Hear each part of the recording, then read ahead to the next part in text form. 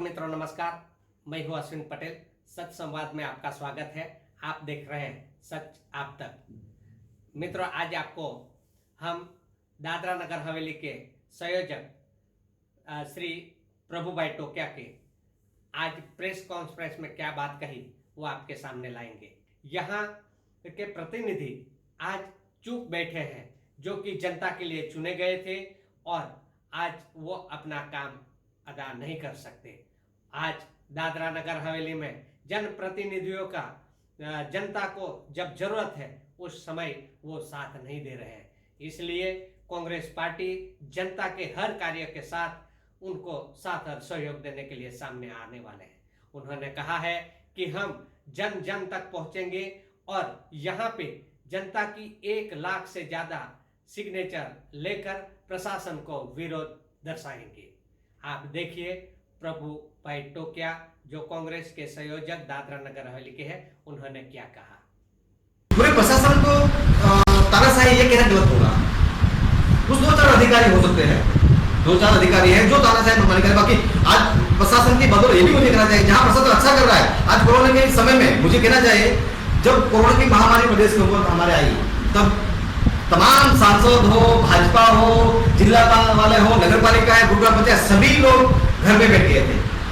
तब यही प्रशासनिक अधिकारी, जो भी छोटा बड़ा जो भी अधिकारी है, यही लोगों ने पूरे नगर हवेली को संभाला है। तो हर कोई गलत नहीं होता है। हो सकता है 2-4 अधिकारी इधर उधर हो सकते हैं, वो मनमानी कर रहे हैं, पर पूरा प्रशासन गलत है, ऐसा मैं नहीं मानता। नमस्कार, मैं हूँ अश्विन पटेल। सच संवाद में आपका स्वागत है। सच संवाद में आज सच आप तक पहुँचाएंगे। हमारे बीच में दादरा नगर हवेली के कांग्रेस पार्टी के यहाँ संयोजक हमारे बीच है। आपके प्रश्न हैं, प्रदेश के प्रश्न हैं, उनसे हम लोग बात करते हैं कि आज जो उन्होंने कॉन्फ्रेंस जो रखी थी, इसमें क्या क्या मुद्दे थे और वो मुद्दे क्यों उठाने पड़े, इसके बारे में हम जानते हैं। और आज के व्यक्तित्व में आपने क्यों कॉन्फ्रेंस रखी और इसका क्या खास ज़रूरत पड़ी कि कॉन्फ्रेंस करने का? कॉन्फ्रेंस करने की ज़रूरत इसलिए पड़ी कि मीडिया ही एक ऐसा माध्यम है जो हम हमारे यहाँ के प्रदेश के लोग, हमारी जो बातें हैं, जो हमारी जो एजेंडा पे जिस हम लोग काम कर रहे हैं, तो जनता तक वो सारी बातें पहुँचे।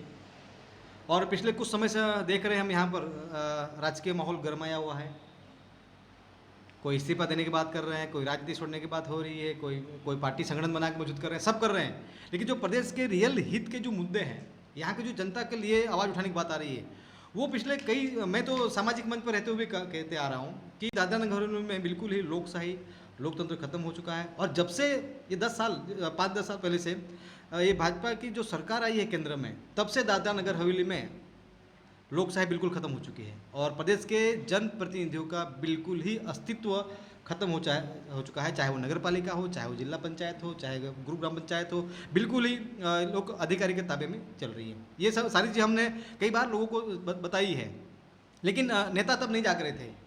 और आज सांसद महोदय के मैंने एक वो सोशल के माध्यम से न्यूज़ सुना कि वो ऐसे मुद्दे को लेकर हम इस्तीफा देंगे, तो मुझे अजीब भी लगा कि प्रदेश के हित के लिए, प्रदेश के हक अधिकार के लिए, यहाँ के प्रदेश के लोगों की आवाज़ उठाने के लिए जनता ने नेता बनाया है, ना कि इस्तीफा देने के लिए। उसी कुछ चीज़ को लेकर हमने यहाँ पर ये आज का प्रेस कॉन्फ्रेंस, ये मुद्दे जो आपके सामने मैं रखने जा रहा हूँ, इसमें जो मुद्दे हैं कि अभी कोरोना महामारी की चल रहा है, पूरा देश विदेश और हमारा प्रदेश भी परेशान है। और ऐसे वक्त में यहाँ पर जब कोरोना का लॉकडाउन समय चल रहा था, उस समय पर पूरे देश में जनप्रतिनिधि काम कर रहे थे, मतलब लोगों की जब इनकी जिम्मेदारी थी, ऐसे समय में पब्लिक के साथ में, लोगों के साथ में, जनता के साथ में रहना चाहता है। उस समय यहाँ पर तमाम प्रदेश के जो ग्राम पंचायत के चुने हुए जनप्रतिनिधि हो, जिला पंचायत वाले हो, या नगर पालिका हो, या सांसद हो, या भाजपा के जो भी लोग हैं, ये तमाम लोग घर में बैठ गए हैं। और आज कुछ अधिकारी ये भी कह रहे हैं कि भाई जो प्रशासन पूरा ये कर रहा है, तो मैं इसमें सहमत नहीं हूँ। यही नहीं, वो प्रशासन की बदौलत हो सकता है 2-4 अधिकारी ऐसे हो सकते हैं, लेकिन पूरा प्रशासन गलत है ऐसा मैं नहीं कह सकता, क्योंकि यही प्रशासन की बदौलत ही पूरे नगर हवेली को जो भी लोगों को खाना मिला है, जिनको सुरक्षा मिला है, उनको ये जो मिला है, तो प्रशासन की बदौलत मिला है। तो इसमें 2-4 अधिकारियों को गलत है, उसमें पूरे प्रशासन को गलत कहना, ये मैं गलत होगा। लेकिन इसको साथ में लेकर यहाँ पर कुछ अधिकारियों को जो मनमानी बिल्कुल चल रही है, इससे मैं सहमत हूँ। तो इसमें हमारा आज का जो प्रेस कॉन्फ्रेंस को लेकर है जो हम 1 लाख लोगों के साइन अभियान शुरू करने जा रहे हैं। क्या बातें हैं? तो इसमें पहला मुद्दा यहाँ की एक साइड केंद्र सरकार की बात आ रही है। मैं यहाँ भी बात करना चाहूँ कि केंद्र की सरकार पूरे देश में जो सरकारी संपत्तियाँ हैं वो निजी लोगों के हाथों में देने की बात कर रही है। ये बहुत दुख की बात है। प्रदेश में हमारा बहुल आदिवासी विस्तार है और दादरा नगर हवेली साथ में पूरे देश के लोग यहाँ पर रोजी रोटी कमाने वाले हैं, तो एक गरीब वर्ग ही यहाँ पर है। तो ऐसे समय में यहाँ को जो इलेक्ट्रिसिटी का जो बिल है अचानक लोगों ने कोरोना महामारी के में बढ़ा दिया, यानी आर्थिक बोझ डाल दिया।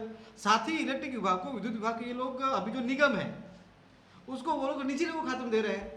अभी जब निगम होते हुए भी इतनी परेशान कर रहे हैं, अभी मनमानी कर रहे हैं, तो जब अगर निजी लोगों के हाथ में ये विभाग चला जाएगा तो क्या होगा, नंबर 1। दूसरी बात यहाँ पर ये भी है कि विकास के नाम पर बहुत सारे रोड चौड़ाई करने की बात आ रही है, बहुत सारे बिल्डिंगें बनाने की बात कर रही है, ठीक है, लेकिन ये विकास किसके लिए हो रहा है? यहाँ स्थानिक लोगों के लिए हो रहा है। स्थानिक लोगों का घर बार तोड़कर, उनके धंधे पानी छीनकर आप उनका कैसे विकास कर सकते हो? और ये सारे विकास करने को जितने भी टेंडर है, जितने भी कॉन्ट्रैक्ट्स है, जितने भी ये पूरे गुजरात, महाराष्ट्र, मध्य प्रदेश, पूरे देश से रहा है, तो यहाँ के लोगों के लिए क्या? और विकास के नाम पर जो हाल फिलहाल जो नोटिफिकेशन आया है, जो रोड के नाम पर जो भी 45 मीटर, 40 मीटर, 35 मीटर, 30 मीटर ऐसा जो रोड बनाने की बात आ रही है, इस रोड के मतलब अगर चौड़ाई करने की बात है तो नगर पालिका विस्तार और ग्रामीण विस्तार में सैकड़ों नहीं हजारों लोगों के घर टूटेंगे। जैसे जैसे वहाँ पर एक तो वैसे भी आर्थिक महामारी, ऐसे समय में आप रोड चौड़ी करोगे तो इनका घर टूटेगा। जो आप प्रधानमंत्री आवास योजना में जो घर दे रहे हो वो भी तो आप सही से नहीं बना पा रहे हो, उसमें भी 2 करोड़ रुपये का भ्रष्टाचार हो रहा है। तो जो जिन लोगों ने छोटा मोटा घर बनाए वो तोड़कर आप विकास करके क्या करोगे? और कोई कानून में ऐसा नहीं लिखा है कि लोगों को घर बार तोड़कर आप विकास करो, और प्रदेश के लोगों को घर बार तोड़कर नुकसान करके आप विकास करने की बात आ रही हो, तो इसका बिल्कुल हम विरोध कर रहे हैं और ये सारे लोगों को हम बातें बताने जा रहे हैं। तीसरा मुद्दा है हमारा कि जिला पंचायत या ग्रुप ग्राम पंचायत या नगर पालिका, ये पिछले हम सुनते आ रहे हैं कि 10 साल से इनके सभी पावर छीने गए हैं। पूर्व में से 1 साल पहले कलेक्टर यहाँ थे कन्नन जी, उन्होंने भी बोल के गए थे कि दादरा नगर में जो चुने हुए जनप्रतिनिधि दे आर केयर टेकर्स, लोग सब केयर टेकर लोग हैं, उनका कोई चलता नहीं। एक IAS अधिकारी वो क्या कर गया है, तब सांसद ही नहीं जागे। अगर जब आपका चल नहीं रहा है तो चेक डैम का आप उद्घाटन करने क्यों जाते हो? रोड का उद्घाटन करने आप क्यों जाते हो? प्रधानमंत्री आवास योजना का आप क्यों उद्घाटन कर जाते हो? पावर ब्लॉक के लगाने के बाद उसके उद्घाटन, जब आपका ये कह रहे हो एक साइड आपका नहीं चल रहा है, एक साइड आप जाके उद्घाटन कर रहे हो, तो हम समझे क्या? तो ये जो हाल में हमें ऐसा रिपोर्ट मिला है कि चल भाई ये तमाम चीजें उनके पावर लगी है, तो ये अगर आप डेमोक्रेसी बचानी है, लोकशाही बचाने हैं, तो यहाँ की जो अथॉरिटी है जिला पंचायत, नगर पालिका और ग्राम पंचायत, उनको तमाम पावर दिए जाए। उसके लिए हम और ये लोगों को हम बात करने जा रहे हैं। साथ ही डीजल, पेट्रोल या हाउस टैक्स भी यहाँ पर उन्होंने ने 300-400 टका 500 टका बढ़ा दिया है। हाउस टैक्स की बात आ रही है यहाँ पर। अभी ग्रामीण की मुझे बात आई 500 रुपया, 600-700 रुपया, मतलब उसका कोई पता ही नहीं, उसका कब ठहराव हुआ, कब ग्राम सभा हुई, कब ये टैक्स बढ़ाया गया, कोई सभा नहीं हुई। आपने ग्रुप ग्राम पंचायत एक ऐसी है जो एक देश लोकसभा में कानून बनते हैं और एक आपका ग्रुप ग्राम पंचायत गाँव है, वो गाँव चलाने के लिए, वहीवट चलाने के लिए वहाँ पर कायदे बनते हैं। तो वो भी जो भी प्रोजेक्ट होता है वो ग्रुप ग्राम पंचायत से किया जाता है। तो ये 6 महीने में ये भाड़ा बढ़ाने के लिए कभी वो लोगों ने ग्राम सभा ली और आपने वो 400 टका 500 टका कैसे बढ़ा दिया? तो ये जो मनमानी चल रही है इसके विरोध में हम ये कर रहे हैं। साथ ही हम ये भी कह रहे हैं कि पिछले 4-5-6 महीने में यहाँ पर आर्थिक मंदी सब वर्ग के लिए यहाँ पर ये है। तो हम यहाँ करते तो आदिवासी विस्तार हमारा सैकड़ों मजदूर वर्ग है जो यहाँ पर रोजी रोजी करने के लिए आते थे, वो वर्ग है। यहाँ के जो बाहर से लोग वर्ग भी आए थे वो भी 1-2 महीने लोग बैठे रहे। तो ऐसे लोगों के लिए 1-2 महीने के लिए कुछ पैकेज दिया जाए, उनके खाते में जाए 8-10 हज़ार रुपया ऐसा कुछ पैसा दिया जाए 1 महीने के 2 महीने के, ताकि वो सर्वाइव कर सके। ये मुद्दा है। साथ ही जो नगर पालिका विस्तार में दुकानें तोड़ी जा रही है, तो ऐसे महामारी के समय में नगर पालिका ही नहीं, ग्रामीण विस्तार में जो रोड पर छोटा मोटा चाय की टपरी है, वो बेचारा फूल बेच रहा है या फिर साग भाजी बेच रहा है, ऐसे तमाम दुकानें भी तोड़ी जा रही है। अभी यहाँ का जो गरीब वर्ग है वो दुकान पे वो बाउंड्री में बैठकर वो सरकारी उसमें यहाँ पर आप धंधा भी नहीं कर सकता है, तो जाएगा कहाँ? नगर पालिका के पूरे चौराहे में यहाँ पर लोग बैठे हैं, वो धंधा कर रहे हैं। ग्रामीण विस्तार में आप कह रहे हो कि आप रोड पर धंधा नहीं कर सकते हो, तो वास्तव में दाना प्रसाद, और उसके लिए RDC और मामलतदार लेवल के लोगों के नोटिस निकलते हैं। अरे अब कोरोना महामारी से वो खाने के वांधे बेचारे के, उसके आर्थिक परिवार के पूरी सिस्टम खत्म हो चुका है। ऐसे लोगों के लिए आप ये सारी चीज़ों को लेकर हम, और ग्रामीण विस्तार में कहाँ धंधा करना है, कहाँ बाजार भराना है, कौन काम करेगा, ये पंचायत का काम है, वो RDC और कलेक्टर का और मामलतदार काम नहीं है। तो ग्रुप ग्राम पंचायत क्या करेगा? हम प्रशासन से आपके माध्यम से कहना चाहते हैं कि यहाँ को जो अधिकारियों को ये दादरा नगर हवेली के लोगों के बारे में चिंता करने के लिए बिठा गया है, पूरे देश के बारे में नहीं है। पूरे देश के बारे में जिनकी सरकार है, जिनके जिनके राज्य है, वो उनकी जवाबदारी है। जो लोग यहाँ स्थायी हुए हैं, जो यहाँ का स्थानिक मूल समाज है, जो यहाँ का जो आदिवासी समाज है, उनके बारे में दानव प्रशासन को चिंता करनी चाहिए। साथ ही यहाँ पर हम कोरोना महामारी की बात देख रहे हैं कि पूरे देश में बजट डिक्लेयर हुआ है, देश स्तर पर बजट डिक्लेयर हुआ है मोदी जी ने, और गुजरात को मैंने सुना, महाराष्ट्र के बारे में सुना, लेकिन दादरा नगर हवेली में ऐसा कुछ कोई डिक्लेयर नहीं हुआ है। तो हम जो सीधे केंद्र के ताबे में चल रहा है, तो हम आपके चैनल के माध्यम से कहना चाहते हैं कि दादरा प्रशासन भी दादरा नगर हवेली के यहाँ के लोगों के लिए ध्यान में रखते हुए यहाँ के लिए भी एक कोई पैकेज घोषित किया जाए, ताकि यहाँ के जो गरीब और शोषित, जो वंचित गरीब वर्ग है, उनको कोई आर्थिक सहाय हो जाए। साथ ही आपके माध्यम से ये भी कहना चाहता हूँ कि दादरा नगर हवेली बहुल आदिवासी होता है, बार बार अनुसूचित 5वीं की मांग उठी है। ये अनुसूचित 5वीं है क्या वास्तव में? ये आदिवासियों की सुरक्षा यानी कि कवच है। आदिवासी विस्तार में केंद्र का कोई भी कानून सीधा नहीं लगता है। ये अनुसूचित 5वीं ऐसा है, उसका यहाँ पर अनुसूचित 5वीं के माध्यम से जो भी सेंटर से कानून आता है, उसका यहाँ पर संशोधन होता है। आदिवासी को नुकसान करने वाला वो चीज़ निकाली जाती है, वापस उसके ऊपर अप्रूवल भेजा जाता है, तब जाकर यहाँ पर अमल किया जाता है। तो सांसद ने भी इसका प्रश्न लोकसभा में उठाया था। तो हम यहाँ आपके माध्यम से ये कहें कि प्रशासन इसका जल्द से जल्द, अगर दादरा नगर हवेली के आदिवासियों के बारे में आप चिंता कर रहे हो, यहाँ का जो मूल बीज समाज है, तो सबसे पहले उनको 5वीं अनुसूची के लिए आप केंद्र की सरकार के सामने प्रपोजल रखिए। उसके बाद यहाँ पर आदिवासी सलाहकार समिति TAC होती है, जो यहाँ कर 20 लोगों की समिति बनती है। ये तमाम कायदे कानून, नीति नियम, पॉलिसीज या जो भी बनते हैं सारी चीज़ें, वो इसके बाद में चर्चा होती है, उसके बाद ही लागू होती है। और साथ ही यहाँ पर आदिवासियों के लिए बहुत सारे कस्टमरी लॉ है, जैसे अनुच्छेद 13(3) की बात आती है, जैसे रूढ़ी प्रथा की बात आती है, जो आदिवासियों को जो अनादिकाल से चलने वाले ऐसे कानून के लिए आदिवासियों के लिए बनाए गए। ये कानून सारी चीज़ें आदिवासियों की सुरक्षा के लिए अमलीकरण होने चाहिए और लागू होने चाहिए। ये बातों के लिए हम चर्चा कर रहे हैं, ये एक हम लोगों को बताने जा रहे हैं। और दूसरी बहुत बड़ी बात मैं कहने जा रहा हूँ कि ये CBSE बोर्ड के माध्यम से अभी हमें जानकारी मिली 2-3 दिन पूर्व में ही, कि ये पूरे जो चैप्टर्स हैं, जो सिलेबस है, सिलेबस में से ऐसी चीज़ें निकाली जा रही है, जैसे कहा गया है कि भाई जो लोकतांत्रिक के अधिकार की बात आती हो, धर्मनिरपेक्ष की बात आ रही है, या फिर राष्ट्रवाद की बात आती है, धर्म की बात आ रही है, जाति की बात आती है, नागरिकता की बात आती है, पड़ोसी राज्य के साथ में जो संबंध कैसे हैं, ये सारी चीज़ें हमें पढ़ाई जाती थी। और ये ऐसे सिलेबस में ये सारी चीज़ें जो बता रही है, ये इट इज़ कॉन्स्टिट्यूशन में जो हमारे प्रोविजंस है, ये सारी मूल भावना है संविधान के, ऐसी चीज़ों को ऐसे सिलेबस से, ऐसे चैप्टर्स हटाए जा रहे हैं। मतलब केंद्र की सरकार और ये मानव संसाधन जो विभाग है वास्तव में करना क्या चाहता है? जो आने वाली पीढ़ी है, जो आने वाली जनरेशन है, ये सब लोगों को नई जानकारी होनी चाहिए। जो विभिन्न पूरे स्वामी विवेकानंद ने कहा, जब अमेरिका में उनका जो व्यक्तिवाद मैंने सुना उनका कई बार का, तो उन्होंने भी कहा मैं ऐसे देश से आया हूँ, जो पूरे दुनिया के लोगों को जो सताया हुए हैं, पूरी दुनिया के लोगों को जो सताए गए हैं, वैसे लोग आकर यहाँ बसे हैं, वैसे देश से मैं आया हूँ। ये स्वामी विवेकानंद जी का वक्तव्य था। और ऐसी चीज ये इतिहास नहीं पढ़ाना चाहिए। तो ये केंद्र की सरकार करना क्या चाहता है? ये सारी चीजें, ये मूलभूत जो हमारे आने वाली पीढ़ी को पता होना चाहिए कि लोकतंत्र क्या है, आंदोलन क्या है, ये सारी चीजें ये लोग खत्म करने जा रहे हैं। तो इसका भी हम विरोध करें। और ये सारी चीजें को लेकर हम ये 1 लाख लोगों को बीच में जाएंगे, साइन अभियान करके एक घर में हमारे कार्यकर्ता, एक एक्टिविस्ट समझाएंगे कि ये मुद्दों को लेकर है। इसमें हमारा मोहन भाई से कोई विरोध नहीं है, नटू भाई से कोई विरोध नहीं, भाजपा से या कोई भी राजपक्ष नहीं है। हम ये कह रहे हैं कि प्रदेश को बचाना है तो कांग्रेस पार्टी के अगुवाई में ही यहाँ पर बचाया जा सकता है। नहीं भाजपा बचा सकती है, नहीं अपक्ष वाले बचा सकते हैं, कोई बचा नहीं सकते हैं। कांग्रेस पार्टी ही एक विकल्प है। और आपके चैनल के माध्यम से हम उन सबको वेलकम करते हैं। आओ, प्रदेश हित के लिए, प्रदेश की जनता के लिए, हमारे अगुवाई में, हमारे कांग्रेस पार्टी के अगुवाई में आप आइए, लड़िए। और बिल्कुल हम शासन प्रशासन जो आज मनमानी चल रही है कुछ अधिकारियों की, बिल्कुल उसको रोका जा सकता है, बिल्कुल उसे कंट्रोल किया जा सकता है और लोकशाही हम बचा सकते हैं। सर, आपने ये बहुत अच्छी बात कही और ये दादरा नगर हवेली की जनता के लिए लाभदायी है।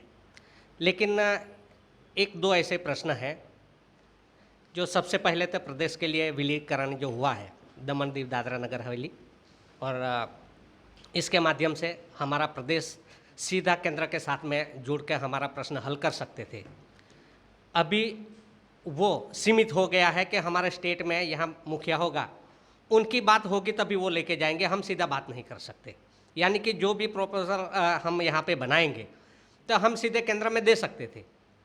हमारे अभी क्या है कि दूसरे जो ज़िले हैं, यानी कि हमारे यहाँ 3 ज़िले बनाए गए, तो 3 ज़िले में हमारे ज़िले के स्तर और पहले जो प्रदेश का यूटी का स्तर था उसमें कितना कम हुआ और जनता को इससे कितना नुकसान हो रहा है? पहली बात तो ये कि दादरा नगर हवेली का अस्तित्व खत्म करके दमन के साथ जोड़कर एक यूटी बनाना, ये हमारा पहले दिन से ही विरोध रहा है। क्यों? दादरा नगर हवेली एक स्पेशल बहुत आइडेंटिटी अलग ही है, हमारा इतिहास अलग है। हम चाहे वो 1954 की बात आती हो, आज़ादी के आंदोलन की बात हो, या फिर 61 में जब मर्जर हुई उसकी बात आती हो, तो हमारे यहाँ एक अलग आइडेंटिटी है। दमन का कल्चर और यहाँ का कल्चर में ज़मीन आसमान का फ़र्क है। तो इसको चीज़ को लेकर हमने तो पहले से विरोध किया था। फिर भी ठीक है, प्रदेश हित में अगर हो रहा है तो ठीक वादा होना चाहिए, लेकिन हमें फुल डेमोक्रेसी होनी चाहिए। तो एक साइड अगर आप पूरे दमन दीव नगर एक कर रहे हैं तो उसी समय पर एक साइड फाइल दमन दीव नगर हवेली की मिनी असेंबली की बात होनी चाहिए थी, तब प्रदेश हित में या तीनों प्रदेश के हित में होता। आप ऐसा ना करते हुए एक एडमिनिस्ट्रेटर को आपने ये कर दिया, तो यहाँ पर तो अधिकारियों को फायदे के लिए किया है, यहाँ लोगों के फायदे के लिए, लोगों के अधिकार के लिए। यहाँ पर तो हमारे तो डेमोक्रेसी बिल्कुल ही, आप तो बिल्कुल यहाँ पर तो ये होगा फायदे नुकसान की बात। दादरा नगर हवेली तो लॉस में ही है। आपने सचिवालय बनाया करोड़ों रुपयों का, आज वो खंडर बनाकर आप चले जाएंगे। आज यहाँ पर हमें एक मामला एडमिनिस्ट्रेटर महोदय को एक एप्लीकेशन करनी होती है, आज वहाँ उनका स्टाफ नहीं है। आज वो एप्लीकेशन करने के लिए हमें दमन जाना पड़ेगा। मतलब एक छोटी सी एक ऐसी एप्लीकेशन करने जाने के लिए हमें 1000 रुपये का खर्चा और पूरा दिन बिगाड़ना पड़ेगा, और 1000 रुपये दूसरा नुकसान।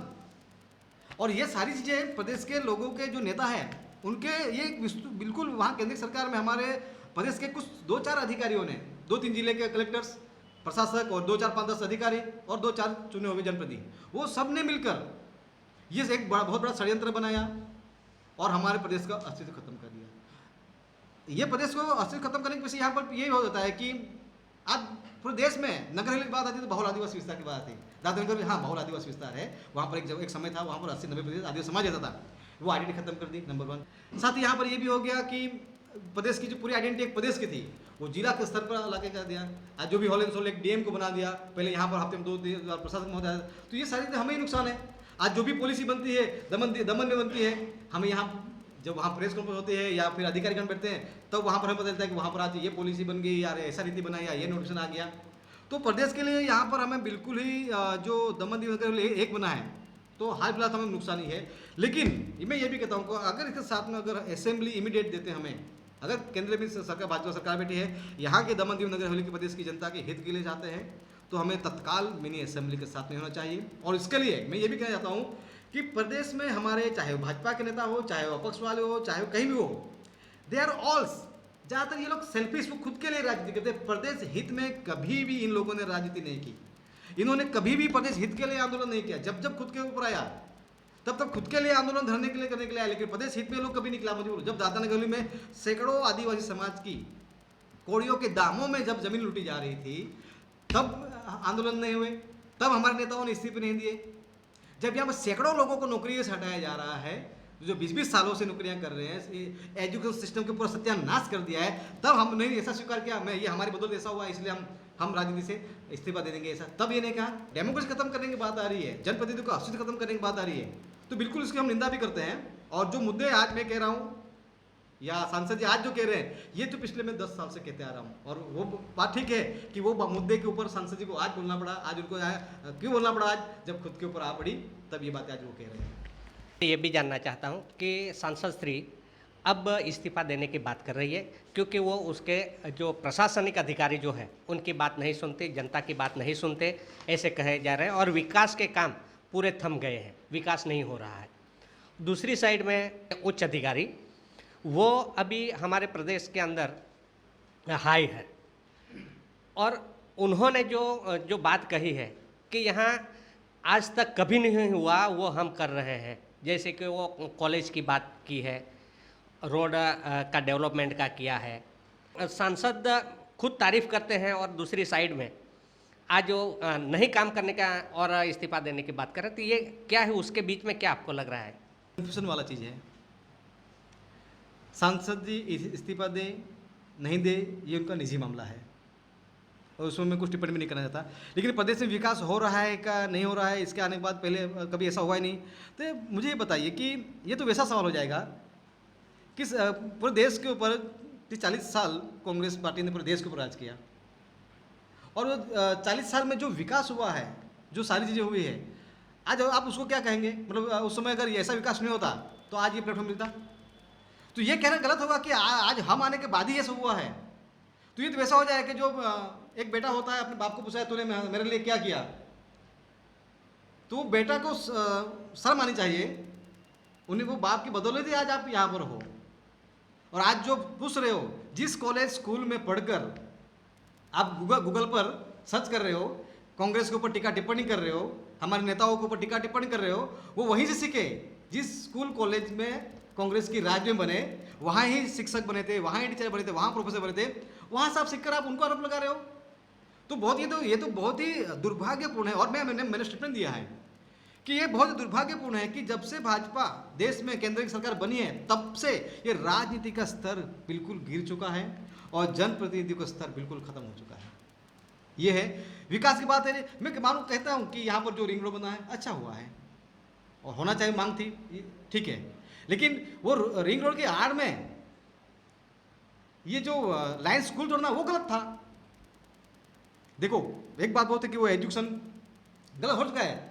किसने नहीं गलत किया है? प्रशासन में कौन से सब सही हो चल रहा है? अब ये 50 साल के अगर फाइन निकालेंगे, इसको जुडिशियल इंक्वायरी बैठाएंगे, तो जितने अधिकारी नौकरी करके गए वो सब जेल में होंगे। तो वो स्कूल का जो बना है वो किसी की पर्सनल प्रॉपर्टी नहीं थी, वो आपके मेरे बच्चे स्कूल में जाते थे, वो उनके पिताजी के पैसे थे, वो जो फी आई उसके माध्यम से वो स्कूल कॉलेज बनी थी। जब वो तोड़ी गई तब प्रदेश के नेताओं ने उसके ऊपर नोंद नहीं लिया कि वो भी नहीं तोड़ना था। जो ठीक गलत हुआ होगा, वो रिंग रोड का पूरा जो घुमा के बनाया तो वो सीधा भी जा सकता था, लेकिन पर्सनल टारगेट किया जा रहा है, ये गलत है। प्रदेश में होना चाहिए, कोई सही नहीं है, कोई ईमानदार नहीं है। मैं बहुत ईमानदार बैठकर यहाँ पर कह रहा हूँ, जो अधिकारी जो काम ये कर रहे हैं, क्या वो ईमानदार है? जो जनप्रतिनिधि है, सबका फाइल निकालो, क्या वो ईमानदार है? सबकी फाइल निकलेगी तो सब जेल में होंगे। तो कोई यहाँ पर दूध के धुले हुए नहीं है, चाहे वो अधिकारी हो, चाहे वो जनप्रतिनिधि हो। और मैंने हमेशा कहा है, चाहे वो अधिकारी कोई भी बड़ा अधिकारी हो और चाहे वो कोई भी जनप्रतिनिधि कितना बड़ा हो, वो संविधान और कानून से बड़ा नहीं हो सकता। लेकिन कुछ समय से ऐसा प्रतीत हो रहा है यहाँ के प्रदेश में, संविधान, कानून, सुप्रीम कोर्ट, हाई कोर्ट को साइड में रखते हुए ऑल एंड सोल मैं ही सबको सूं, ये जो चीज़ चल रही है, ये प्रदेश के लिए, ये हमारे लोकशाही के लिए बिल्कुल खतरा है और बिल्कुल है। और इसके लिए जो सांसद जी ने ये जो स्टेप लिया है, मैं उसके लिए कहूँगा कि लोगों ने उनको, जनता ने लड़ने के लिए सांसद बनाया है, नहीं कि इस्तीफा देने के लिए। एक बुलंद आवाज़ करना चाहे तो और जनता से करना है कि भाई क्या करना है। हमने देखा है उनको, मुझे बोलना चाहिए, उनके कार्यकाल में हम देखा है, वो भी उस समय कई समय पे वो लोग अपक्ष रहते थे, उस समय में देखा है हमने आंदोलन करते हुए, धरना करते हुए। जब दिल्ली में किसी भी सरकार हो, यहाँ कोई भी अधिकारी हो, उनको कंट्रोल किया जाते थे। लेकिन इस समय वहाँ क्या ऐसा आज क्या हो गया कि आज रोड पर दिल्ली में सरकार कह रही है, वो उनको इनके लेटर के निवेदन के माध्यम से जो आ रहे हैं उनको मिला कि हाँ ठीक है वहाँ होना चाहिए। यहाँ क्या ऐसा हो कि वो अधिकारी को यहाँ पर ये कर नहीं रहे, आप वहाँ आवाज़ उठा रहे हो और अच्छी बात उठा रहे हो, प्रदेश में आवाज़ क्यों नहीं उठा रहे हो? जब गृह मंत्री यहाँ पर दो बार आते हैं, प्राइम मिनिस्टर आ जाते हैं, सेंट्रल मिनिस्टर आते हैं, कई लोग आते हैं, तब ये जो मुद्दे थे, वो जो आज जो सांसद जी बोल रहे हैं, जो नेता बोल रहे हैं, ये मुद्दे उस समय क्यों नहीं उठाए? जब केंद्र सरकार के अधिकारी यहाँ पर, गृह मंत्री खुद यहाँ पर आ रहे हैं, उस समय तो आप वाहवाही कर रहे हो, ये मुद्दे क्यों नहीं आप उठाए? आप यहाँ अधिकारी को विरोध कर रहे हो, उसका वहाँ समर्थन कर रहा हो। मैं कह रहा हूँ, मैं यहाँ भी विरोध कर रहा हूँ अधिकारियों का, और केंद्र की सरकार जो कुछ मुद्दे कोरोना के आड़ में उनकी जो कारनामे छुपाने के लिए जो निजी संपत्ति लोगों के हाथ में, जो ट्रेन की बात हो या फिर आपका बहुत सारा देख रहे हो आप, हर चीज़ निजी लोगों के हाथ में बेच रहे हैं ये लोग। तो मैं तो उनका विरोध कर रहा हूँ और यहाँ भी विरोध कर रहा हूँ। तो सांसद जी का हमें यहाँ हम कन्फ्यूज हैं, यहाँ के ये लोग विरोध कर रहे हैं लेकिन वहाँ समर्थन कर रहे हैं, तो इससे हम सहमत नहीं हैं। एक आखिरी सवाल, अब दादरा नगर हवेली में यहाँ पे तो संयोजक आप हो और लोगों के लिए पिछले 1 साल से बहुत बड़े बड़े कदम उठाने के लिए आपने प्रशासन में आवाज़ भी उठाया है, लेकिन अब मुझे ये बताइए कि ये प्रदेश का अध्यक्ष कौन होगा? और दादरा नगर हवेली से प्रभुभाई टोकिया जी का भी नाम चल रहा है, लेकिन हम आपके माध्यम से जानना चाहते हैं कि आपका क्या मानना है कि ये प्रदेश का आवाज़ उठाना एक नहीं, लेकिन पार्टी भी मजबूत करना है, तो इसके लिए आपका क्या कहना है? मैं तो एक आंदोलनकारी हूँ। मैं कांग्रेस पार्टी में ऑफिशियली पिछले 1 साल से हूँ और मैं तो हमेशा शासन के विरुद्ध लड़ते आया हूँ। कोई भी अधिकारी हो, चाहे IAS हो, चाहे IPS हो, चाहे एडमिनिस्ट्रेटर हो, जो भी हो, मैं तो 10 साल हम लोग तो सामाजिक मसले लड़ते आए हैं।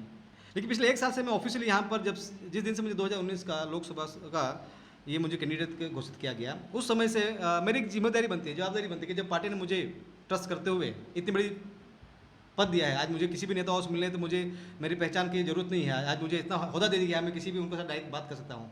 तो मेरे लिए एक तो गौरव की बात है कि दादरा नगर मैं पद के लिए नहीं आया हूँ। मुझे जो पद देना था वो मुझे पद तो ऑलरेडी दिया गया है। रही बात अध्यक्ष किस बनाना है नहीं बनाना है, किसको बनाना है, ये तो हाईकमान तय करेगी।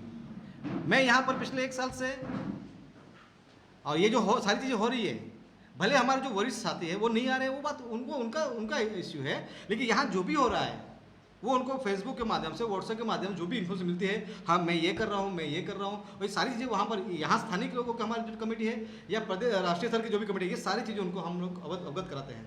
सही को सही और गलत तो गलत, जहाँ भी चीज़ होगी, शासन हो, प्रशासन हो, चाहे जनप्रतिनिधि हो या प्रशासन हो, जहाँ भी मुझे मेरी आवाज़ बुलंद करनी है, मैं एक एक्टिविस्ट होते हुए भी, मैं भी एक पार्टी का आज एक्टिविस्ट बन के काम कर रहा हूँ। भले 4 लोग हैं, चारों लोगों की जिम्मेदारी बनती है सारी चीज़ करने के लिए, लेकिन वो किसी काम की वजह से या किसी कारण के वजह से वो नहीं यहाँ पर आ रहे हैं, तो उसके बारे में मैं कैसे कह सकता हूँ।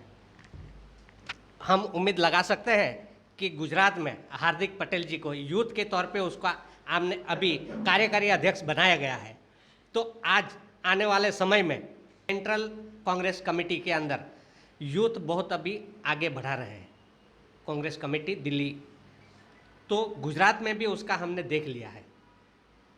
तो हम दादरा नगर हवेली में आपके कार्यकर्ता उसकी उम्मीद बनाए रखे। सेंट्रल से, हाईकमान से जो भी आदेश आएगा, जो भी पद मिलेगा, पद नहीं मिलेगा, मैं प्रदेश के लिए आवाज़ उठाता रहूँगा। एक बुलंद आवाज़ जहाँ भी चाहिए, जैसे भी चाहिए, जिस हिसाब से चाहिए, जहाँ भी लड़ना है प्रदेश के हित के लिए, जनता के हित के लिए।